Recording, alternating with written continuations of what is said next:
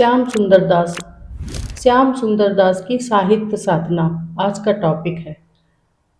उनकी आलोचनात्मक ग्रंथ, उनके निबंध, उनकी रचनाएं, उनका संपादन। नमस्ते, स्वागत है जी विद्या चैनल में। तो आइए पढ़ते हैं श्याम सुंदर दास की साहित्य साधना। बाबू श्याम सुंदर दास का व्यक्तित्व बहुमुखी था। वो एक सफल निबंधकार, आयोजक, प्रबंधक, संपादक, शोधक, अध्यापक, चरित्र एवं वृत्त लेखक और आलोचक थे। काशी नागरी प्रचारणी सभा के संस्थापक और काशी हिंदू विश्वविद्यालय के हिंदी विभाग के संघटक के रूप में आपने अपनी अद्भुत कार्य क्षमता का परिचय दिया है। श्याम सुंदर दास के कृतित्व में बहुत बड़ा अंश निबंधों का भी है। समय समय पर लिखे गए उनके निबंधों की संख्या लगभग 40 है। इन्होंने 40 से ज्यादा निबंध लिखे हैं। इन निबंधों में प्रारंभ से 1913 ईस्वी तक लिखे गए निबंध उच्च कोटि के हैं। शैली प्रायः वर्णनात्मक है। ये विविध विषयों पर लिखे गए हैं। विविध विषयों पर लिखे गए निबंधों में से शाकवंशीय गौतम बुद्ध, जंतुओं की सृष्टि, बीसल देवरासो, हिंदी का आदि कवि, फतेहपुर सीकरी, मुद्रा राक्षस, रासो शब्द, दिल्ली दरबार, व्यायाम, सैयद अली बिलग्रामी, रामकृष्ण गोपाल, भंडारकर, जमशेद की टाटा, महारानी विक्टोरिया आदि निबंधों में साहित्य, इतिहास, चरित्र, सामान्य ज्ञान सभी कुछ आ गया है। इससे केवल यही जाना जा सकता है कि बाबू साहब की साहित्यिक अभिरुचि प्रारंभ से ही उदार एवं सर्वतोमुखी थी। 1923 ईस्वी के उपरांत उनकी गंभीर परिष्कृत साहित्यिक अभिरुचि के दर्शन होते हैं। साथ ही उनके निबंधों का विषय भी शुद्ध साहित्यिक रह जाता है। रामावत संप्रदाय, आधुनिक हिंदी गद्य के आदि कवि, हिंदी साहित्य का वीर गाथा काल, बालकांड का नया जन्म, चंद्रगुप्त देवनागरी और हिंदुस्तानी भारतीय नाट्यशास्त्र, गोस्वामी तुलसीदास आदि निबंध निश्चय ही उच्च कोटि के हैं। यहाँ तक आते आते बाबू साहब का व्यक्तित्व चिंतनशील हो गया है और उनके निबंध शैली की दृष्टि से विचारात्मक हो गए हैं। उन्होंने इन निबंधों में लिखना सन 1923 ईस्वी के बाद से ही प्रारंभ किया था। इस समय तक एक तो उनका दृष्टिकोण परिपक्व हो चुका था, दूसरे उनकी गति में भी मंथरता आ गई थी। विस्तृत एवं व्यापक अध्ययन, साहित्यिक नेतृत्व तथा गुरुत्व दायित्व के फलस्वरूप उनकी विचारणा एवं अनुभूति में गरिमा तथा गंभीरता का आविर्भाव हो चुका था। उनका स्वर भी अब आधिकारिक हो गया था और हिंदी साहित्य के बीच तो उनकी छाप लगने मात्र से प्रामाणिकता का आभास होने लगा था। श्याम सुंदर दास के व्याख्यात्मक निबंधों का पूर्ण विकास उनके द्वारा संपादित विभिन्न कृतियों की भूमिकाओं तथा साहित्य लोचन के अंतर्गत समाविष्ट विविध रूपों, कला, साहित्य, कविता, नाटक, उपन्यास, आलोचना आदि पर प्रकट किए गए विस्तृत विचारों से देखा जा सकता है। बाबू साहब एक कुशल वक्ता भी थे, अतः उनके निबंधों में वक्तव्यात्मक शैली का प्रभाव भी स्पष्ट लक्षित होता है। इसलिए उनके निबंधों में प्रवाह, प्रभावात्मकता तथा बोधगम्यता के दर्शन एक साथ होते हैं।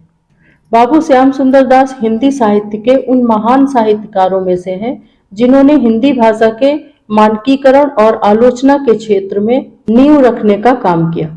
उनकी रचनाओं को मुख्य रूप से आलोचना, इतिहास और संपादन की श्रेणियों में बांटा जा सकता है। उनकी रचनाएं इस प्रकार हैं। आलोचनात्मक और सैद्धांतिक ग्रंथ। इन ग्रंथों के माध्यम से उन्होंने हिंदी आलोचना को एक वैज्ञानिक और व्यवस्थित रूप दिया। दूसरा है साहित्यालोचन। ये उनकी सबसे महत्वपूर्ण कृति मानी जाती है, जिसमें साहित्य के सिद्धांतों की विवेचना की गई है। भाषा विज्ञान, भाषा की उत्पत्ति और विकास पर आधारित एक ग्रंथ। हिंदी भाषा और साहित्य, इसमें हिंदी साहित्य के इतिहास और भाषा के विकास का क्रमबद्ध विवरण है। रूपक रहस्य, नाटक और रंगमंच के सिद्धांतों पर आधारित। इतिहास और जीवनी, इस रचना में हिंदी कोविद रत्नमाला ये 2 भागों में है, जिसमें हिंदी के विद्वानों और कवियों का संक्षिप्त जीवन परिचय और उनकी रचनाओं का विवरण दिया गया है। अगला है मेरी आत्म कहानी। ये उनकी आत्मकथा है जो उस समय के साहित्यिक परिवेश को समझने के लिए महत्वपूर्ण दस्तावेज है। भारतेंदु हरिश्चंद्र आधुनिक हिंदी साहित्य के जनक भारतेंदु जी पर लिखी गई जीवनी है। उन्होंने संपादन भी किया। संपादित ग्रंथ उन्होंने नागरी प्रचारणी सभा के माध्यम से कई प्राचीन ग्रंथों का संपादन कर उन्हें लुप्त होने से बचाया। पृथ्वीराज रासो, रामचरितमानस, कबीर ग्रंथावली, हिंदी शब्द सागर, हिंदी का सबसे बड़ा और प्रामाणिक शब्दकोश तैयार करने में उनकी मुख्य भूमिका थी। नागरी प्रचारणी पत्रिका, इसका संपादन कर उन्होंने हिंदी शोध को बढ़ावा दिया। श्याम सुंदर दास जी की लेखन शैली की विशेषताएं। परिमार्जित भाषा, उनकी भाषा अत्यंत शुद्ध, व्याकरण सम्मत और प्रौढ़ है। गंभीरता, वे किसी भी विषय पर बहुत गहराई और स्पष्टता के साथ लिखते थे। समन्वयवादी दृष्टिकोण, उन्होंने भारतीय और पाश्चात्य साहित्य शास्त्र के बीच एक संतुलन बनाने का प्रयास किया।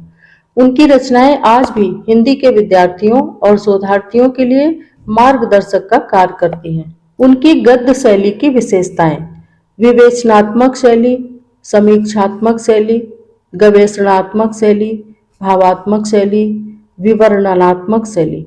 बाबू श्याम सुंदर दास की भाषा शैली की सबसे बड़ी विशेषता है कि जहां उनका गति उर्दू फारसी के मेल से बचा रहता है, वहां उसमें न बड़े बड़े समासांत संस्कृत गर्भित वाक्य भी नहीं है।